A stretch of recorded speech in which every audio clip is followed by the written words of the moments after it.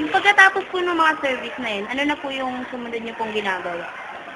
Bali, Yung mga activities po ninyo. activities ng Apo, ng fraternity niyo. Bali ano siya, bali yung sa amin kasi, monthly yung ginagawa namin service. Kung hindi man monthly, that, ano siya, every 2 months gano'n.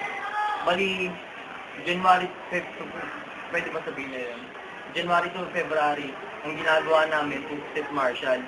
Tapos March, bali preparation na rin yan para dun sa magiging event namin ng bakasyon na pwedeng nag-aanda kami ng paliga o kaya outing namin. Tapos sa pagpasukan, syempre ano dyan, adjustment period, June to July. June to July, meron kaming ano dyan. Dito yung freshman orientation, nagiging martial din kami dyan. Sabay, kapag August na, national anniversary ng Alpha Kappa, bali, kung mapapansin nyo, nakakapag-donate kami rito ng mga basurahan. Yan, tapos September, yan, yan muna yung pahinga namin, October, chapter anniversary, tapos founding anniversary rin ng PUP. Tapos doon din yung outing rin namin. November, preparation siya para sa December naming project na pagso ng araw para sa mga bata.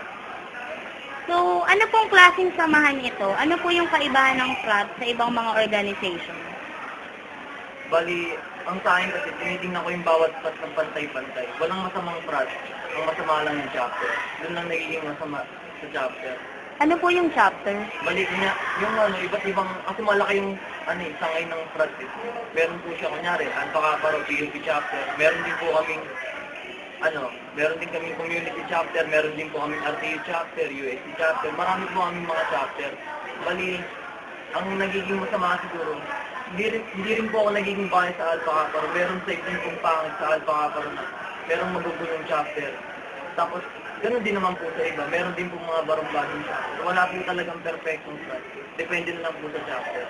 Doon po sa chapter, ng iba't ibang mga chapter, meron po bang nagko-control nun? Ay may nagko-command po kung ano po yung dapat gawin ng chapter na to, sa community? Ano po, meron po bang nag-handle o pinaka-head nun? Bali, sa lahat po ng chapter na yan, meron po yung pinaka-head.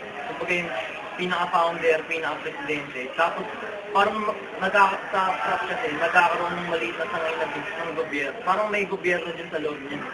Meron din papasok sa parang regional, provincial, collegiate, PUP, collegiate chapter siya, yun. Meron po siyang pagkakahati-hati, depende po sa classification. Matagal na po yung ganong sistema ng Alpha Kappa. Matagal na. Since 1973 po ba yun?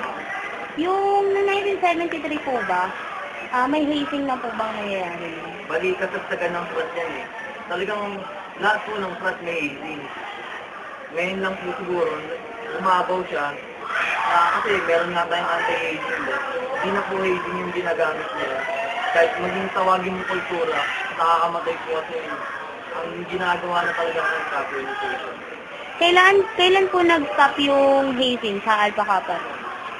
Simula nung natupad yung anti-hazing law, sa pagsali, medyo doon, para madali lang talagang sumali yung kasagsagan ng komunidad. Talagang marami talagang kahit hindi kayo ikayatin, talagang nagsususa sila. Hindi tulad ngayon. Tapos, sa mga prinsipyo bale. Kasi sa noon, tsaka ngayon, isa pa rin yung pinangahawakan namin. Yun lang. Tapos, ano ba? Ano ba yung iba? Bukod po din yung sa hazing ako yung nawala, tapos ngayon pa wala na. So mga pagtulong, services po ninyo, meron po ba? Bali, mas marami siguro yung ngayon. Huling tanong na po, ayon po sa inyong karanasan, ano po ang reaksyon ng mga karaniwang tao kapag nalalaman nilang kasali po kayo sa frat? Negatibo po ba o positibo? Sa palagay niyo po, bakit ganun ang reaksyon nila? Bali, nung una, positibo, nung kakasali nila. Siyempre, first year pa lang ako nun mga classmates ko, tingin nila naging negatibo yung lahat Parang, ganito. Pero sa room namin, marami talaga kami sumali. Parang tingin nila sa amin, parang ganun ginawa namin. Pero bandang ulit, nakita nila yung positibong pagbabago. Kasi dati, medyo tamad kami talagang pumasok.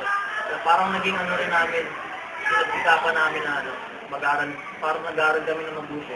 Dahil, di lang dahil sa ano, parang naging malaking tulong talaga yung proseso. Sa pamilya niyo po, kamusta naman po yung pamilya niyo po? Okay lang.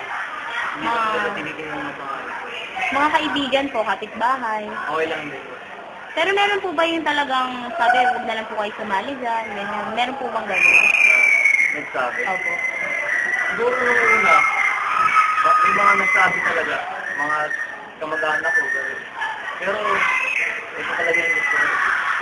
Ano po yung mensahe niyo po para sa mga taong nagsasabi na wala naman daw pong naitutulong ang fraternity? Nakakasakit lang daw po ito ng mga kabataan, may sumasali po.